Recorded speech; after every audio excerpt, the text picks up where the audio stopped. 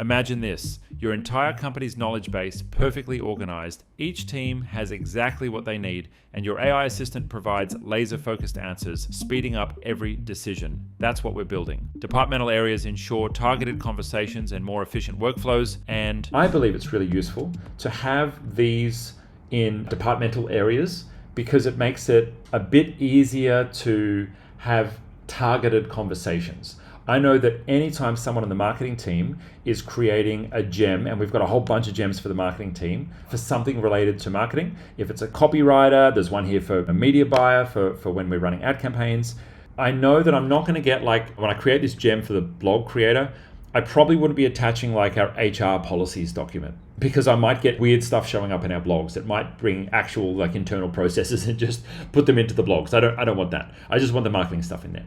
So that's why we decided to do the SOPs per area of the business or per department, and then we can attach them. Because we're moving fast on these things, and this is at the bleeding edge, it will take time for certain features to be released progressively. Google first only allowed you to add Google Documents to NotebookLM, and now you can add Google Sheets as well. Or maybe it's gems that you can add sheets to. One of the two you can now add sheets to, whereas previously you could only add docs.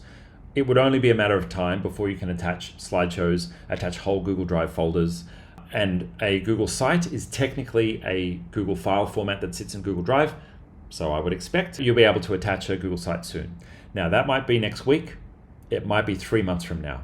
We don't know because it's Google. So what I do like about doing this in documents is it's very dynamic, and we can cut and paste and change things very quickly, and that's working great for us.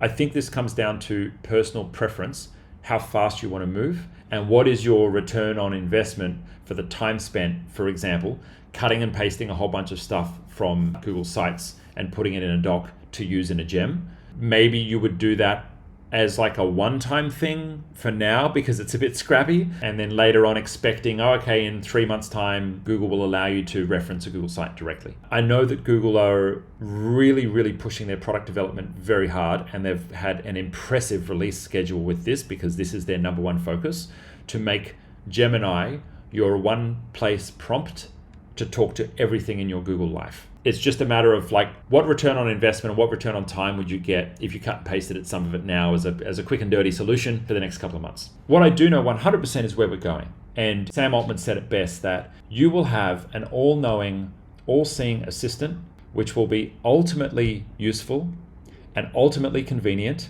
and you will willingly give it all of your data because it will be useful when you give it all of your data. That's the future that we're going to, and Google are bit by bit building that bridge there. So that's where we're going to end up. So another kind of reference document that's really useful is a memory reference document. Let me open up my memory document.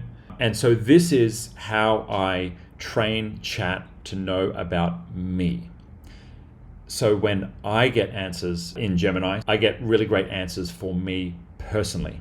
So what I did was I found a bunch of sources. This is where I put the leadership style download from NotebookLM, our business strategy, business books that I like. I put those in there. I basically dumped as much as I could about me. I also have another one which has more intimate personal information, my internal workings and my psyche, and I downloaded all my information from my journal, and it just happens to be in a different document, so I can demo this one because that one goes very deep.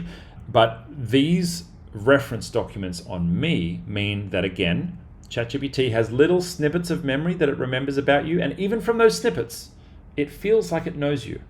Well, this is 10x or 100x that. This is a vast library of information that it can draw upon in every conversation that I have with Gemini.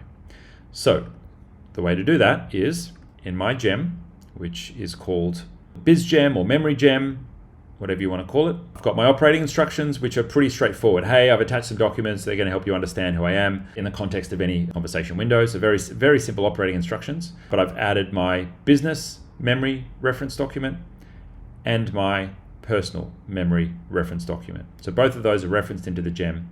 And then every time I start a new conversation, the bookmark in my browser in Chrome takes me to the gem. So not to a fresh chat, it automatically takes me to the gem.